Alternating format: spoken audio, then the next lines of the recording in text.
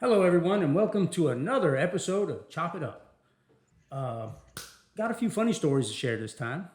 Um, as you can see, I've got a microphone stand. Earlier this week, actually, it was last week. No, it was this week. Yeah, it was this week.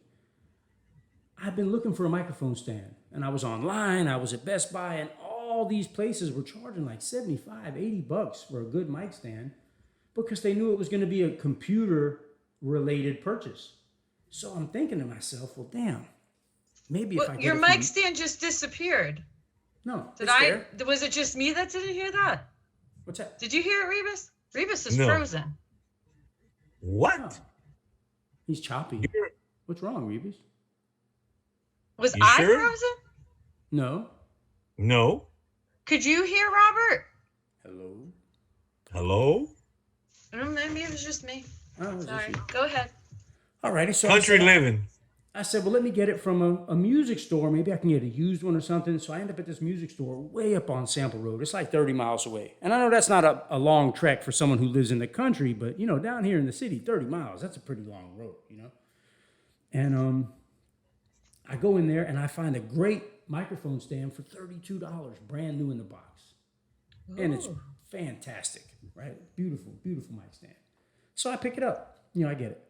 And the intersection where I'm at, Sample Road and 441, is one of the few places where 441 goes over.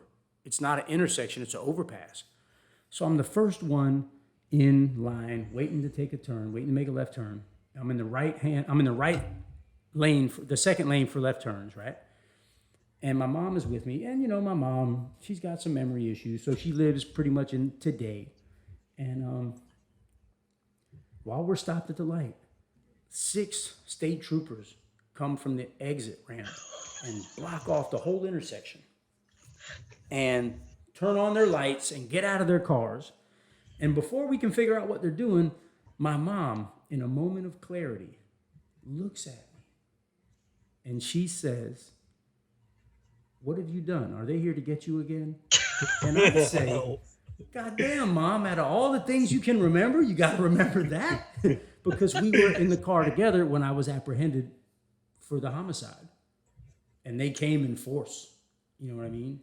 So yeah, she looks at me and she says that. And I'm like, damn, man, that's crazy. And what's really bad is when all these cops pull across the street, my first thought is, well, goddamn, they're not here for me. I haven't done anything. So that was just weird, Yeah, it was kind of weird.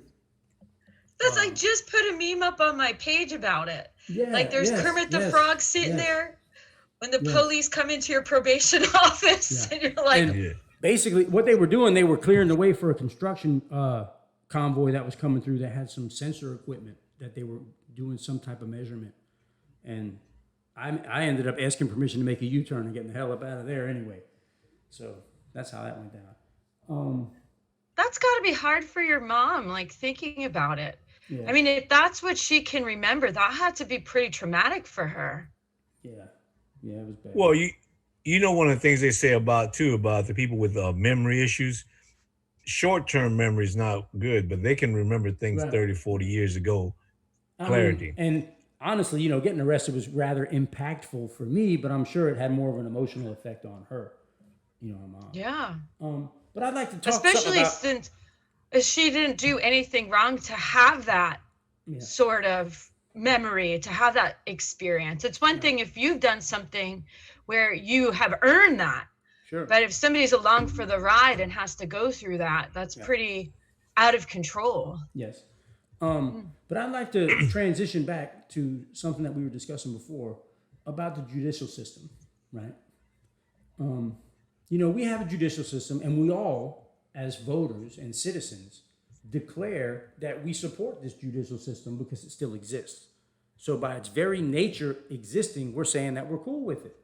So there's crimes, people commit these crimes, they're tried and convicted in our judicial system, they're punished by our judicial system. And then when they get out, when we get out, it's like that's not enough. That there's still further ostracizing, there's still further alienation, there's still further rejection that comes along with it, the stigmatism that comes with it. And I mean, if we truly embrace the judicial system, what we say is, hey, dude, you committed your crime, you did your time, that shit is over. Now let's all move forward. Instead, people, they want to continue to put these obstacles in place. You know, hiring obstacles, living obstacles. You can't live here, you can't live there. And I mean, listen, at what point do we all just say, hey, look, you did the time, you did the crime, you did the punishment that we as people say is fitting for the crime that you committed, and now it's over with. Let's keep it going. Let's keep moving forward. I understand that as an employer, you have a right to know who you're going to hire. And I understand that if a guy committed 17 counts of fraud, you don't want him working as a cashier or even an accountant. I mean, I get that. But what I'm saying is that we are overloaded with keeping our foot quite, there's no other way for me to say it, keeping our foot on a motherfucker's neck who's been to prison. Can I say something? Sure, of course. That's why you're here. Thank you. So, from my understanding and from the way that it's looked at by a lot of people, it's not about continuing punishment. That's the secondary thing that occurs. It's to protect society. Like you said, it's about the employer knowing that they're not hiring a fraud and therefore being able to protect his business. So and it is used by different groups as a mean of continuing punishment. Right. It's like the intent, which is not always the way that it's working.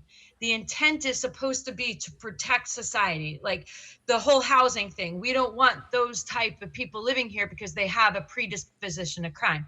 But that leaves out all the people that have not been caught, that are still living in those communities and working in those businesses. And they, like we had that discussion, is like your worst day, your worst thing that you have done is public record. Yeah. Other people's is hidden. So if we really want to protect society, that's a poor way to do it, by just marginalizing this one group.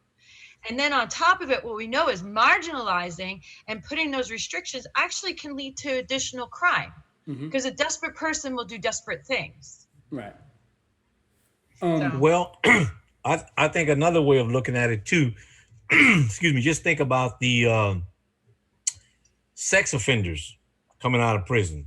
Overall, just going back to the thing about prisoners getting out and at the community level dialoguing, because everyone has a reason for wanting the information, whether you're ex-prisoner or whatever.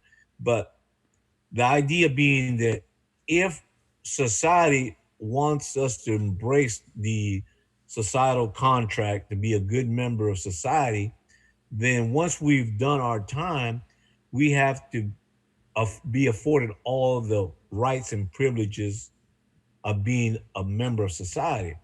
But they say, no, we're going to put a tag on you, a label on you, and then we're going to handicap you, but we still expect you to do everything as a regular member of society.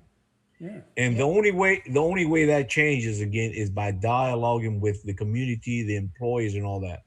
But remember, this is not unique to ex-prisoners, because think about all the let's just look at an example of a woman that was a drug addict and a prostitute, and she goes to a church and says, I want to be a good member. Well, guess what? Most of the people won't let her forget that she was a drug addict and a prostitute. They will always point her out, and they just return. What's the same thing with an ex-convict? After a while, he says, why try be part of society if society won't accept me fully? I'll just go back to what I was normally doing. And I think that is the battle. And I think some of the things could be done by dialoguing and being involved, like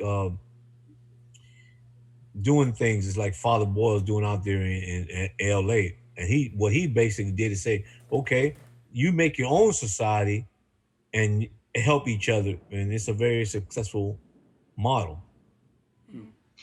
And one of the things that's interesting that we're talking about this is I belong to a lot of different professional organizations, and one of them works particularly with sex offenders, and they're doing a whole workshop right now about the ethics of calling people sex offenders. Like, why are we continuing to label people by this thing? If we don't want to marginalize people, how can we only call them by this one tag? How professional organizations and different groups really need to take a look at themselves and start policing themselves about how they label and stigmatize the people that they work with. Wow, I'm working with that's the lighting interesting. here. Oh, but listen, Michelle, but well, since you're in Florida, do you remember the what was it, Jimmy Rice Act? Mm-hmm. Hmm. Okay, now they went to the opposite extreme because remember, after the criminal incarceration, then became civil incarceration, and they had the individual had to prove that they were ready for society, and fortunately, Let's back that up because I've been involved in Jimmy Rice placements. It's not that they have to prove that they are that they are fit for society. When the evaluators come in, they're looking whether or not this person is unfit to go Right. back into. Well, see, So they're going in with the thing that they are going to be okay, and then they're looking for factors that say that they're not. okay. Because most people do not get Jimmy Rice. If it was that everybody was looking to make sure that they were fit, we'd see a lot more Jimmy Rices. We don't Um, see too many. In the 8 years that I was there, I saw 2 Jimmy Rices, and both of them were so appropriate. It wasn't even funny. They right. would absolutely 110% reoffend. Not a Listen, shadow of doubt in my mind. I would like to jump in here. Um, there are several different motivations that can be applied to a lot of different crimes. Theft. A person can steal because they're greedy. A person can steal because they're needy. A person can steal because they're angry. You know, a guy working for somebody is angry about something that the guy did. He steals. You know, and um, and that's just the way it is. Hold on a second.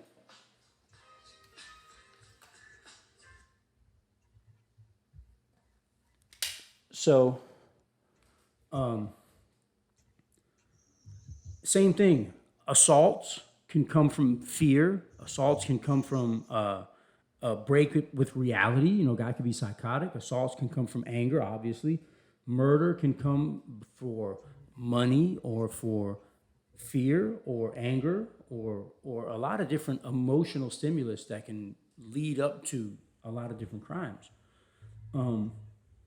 Jimmy Rice, from what I know, is not specifically, but it is predominantly geared towards sexual predators, which is a specific classification, a behavioral classification. And you really can't put too many motivations on why somebody commits a crime that is classified as a sexual predator. You know, I mean, are you so angry that you have to penetrate a child? Are you so scared that you have to penetrate a child? And these are bigger issues than I'm supposed to address because it takes a whole lot more cards that I got in my deck to deal with that kind of problem. And it is a serious thing because if a guy is sexually aroused and sexually attracted to children when he's 25, is he going to be attracted when he's 35? Is there an amount of time that someone can spend in prison that is going to change their sexual orientation? That's the bigger question. One of the things is you can have a sexual orientation and choose not to act on it. And that's part of the treatment for people that have committed sexual offenses, is developing that empathy and understanding that you harm another person with that behavior. And so people can, some people, they learn to control it. They learn to work through it. They learn to figure it out. The Jimmy Rice, the people that I have seen that have gotten Jimmy Rice, they have no empathy for their victims. They have that sexual predilection, and then they don't care to change it. They feel justified in their actions. They have poor impulse control. It is a very scary thing for society. There's one where I wrote all over his paperwork, he needs to be Jimmy Rice. There's not a shadow of doubt when he gets out, he's going to buy a rape van. Not a shadow of doubt. He has no empathy. He has a sense of entitlement to harm women. He will absolutely 110% rape and probably murder.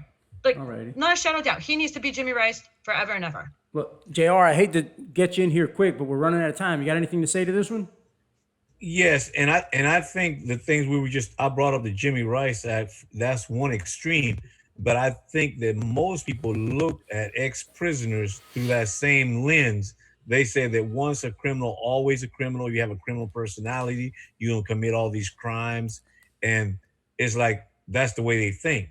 And maybe in the future we'll get to the one of Michelle's favorite things, like the roots and fruits of crime. All right. People look at, like you said, so it's one of those things that we can look at.